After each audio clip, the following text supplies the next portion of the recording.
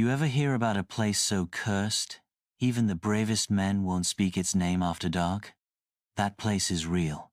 It's the Clark Air Base Hospital in Pampanga, Philippines, an abandoned medical facility nestled deep in what used to be a U.S. military base. It was supposed to be a place of healing.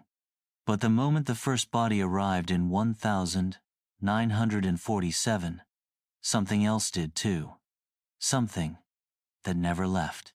I went there in 2023, not to ghost hunt, not for some thrill-seeking YouTube nonsense.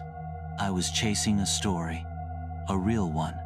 I'm a war journalist, name's Marcus Rivera, and I was researching how the base was used during Vietnam and the Cold War. I'd interviewed pilots, nurses, old soldiers. They all had one thing in common. When I brought up the hospital, they fell silent. Some ended the interview. One old nurse cried.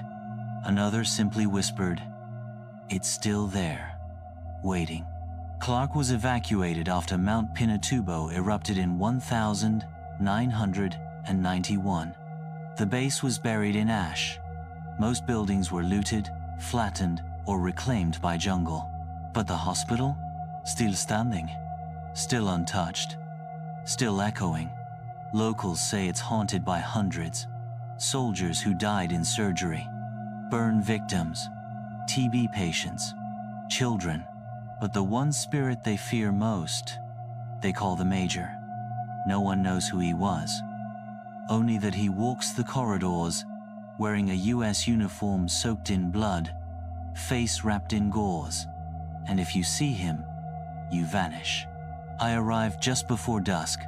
My fixer, Raul, refused to go in. Even dogs won't cross the gate, he told me. I'll wait in the van, but if you're not back in 1 hour, I leave. Fair enough. I entered with a flashlight, recorder, and thermal camera. The inside was worse than expected. Water-stained ceilings, moss-covered walls, operating tables rusted into the floor, wheelchairs overturned in narrow hallways like the patients had tried to escape, and the silence wasn't silent. You know what I mean? It was dense, pressurized, like the building was holding its breath. 30 minutes in, my flashlight flickered, then died. The thermal camera showed something odd, not a figure, just cold. A void.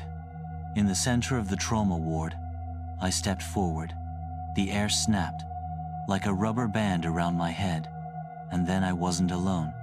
I saw a boy in a patient gown, thin, pale, his back to me. He whispered something. I leaned closer. He turned.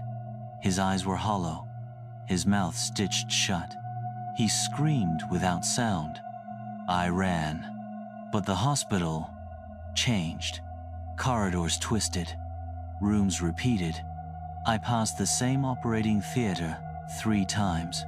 Only it changed each time. First, empty.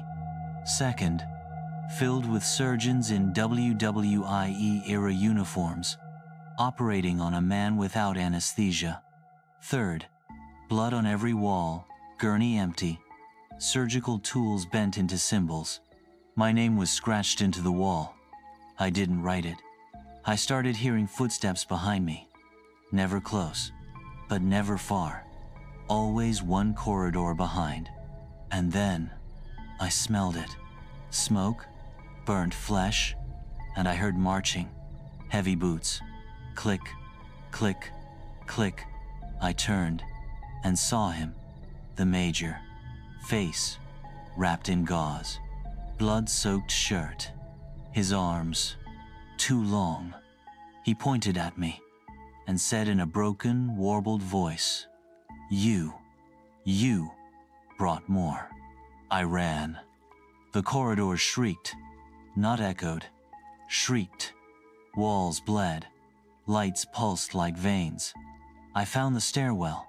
It twisted downward, deeper than the building should allow. Something whispered from below, "Room 13." I followed.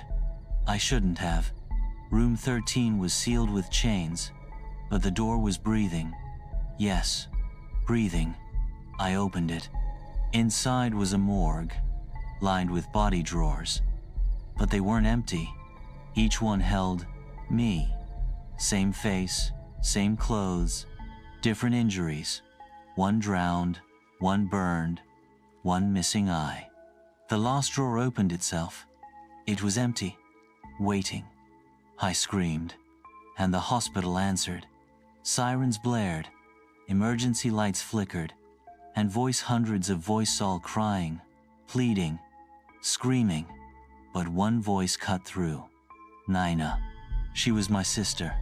She'd disappeared on this base in 1990. A nurse. Never found. And I heard her say, "They kept us. Don't let them keep you too." I ran. Found the exit. Barely. Burst through the doors. Collapsed. Raoul dragged me into the van. "You were gone 3 hours," he said. I couldn't speak. My recorder melted. Thermal camera fried. Only my notebook remained, and across every page, "You brought more," written in blood. I left Pampanga, moved back to Manila, but the dreams came, the major visits, and now, when I walk alone, I hear the boots, click, click, click, getting closer. I've tried to outrun it, moved 3 times, burned the notebook, but every time, it returns.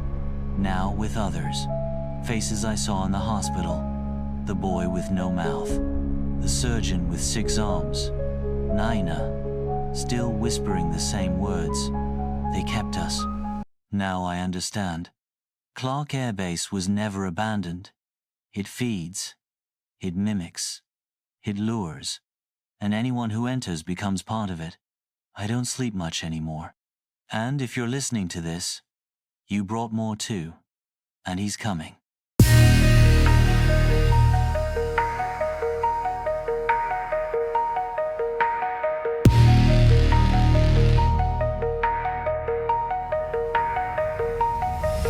There's a shadow in the hallway and a voice beneath the floor. I lock the doors, I hold my breath, but it's closer than before. A cold wind in the mirror, footsteps on the stairs. I feel it watching silently, but nothing's ever there. Lost her whispers in the dark, calling out my name. Something in the silence wants to play a game. Close your eyes too long, you'll never be the same. Whispers in the dark, whispers in the dark.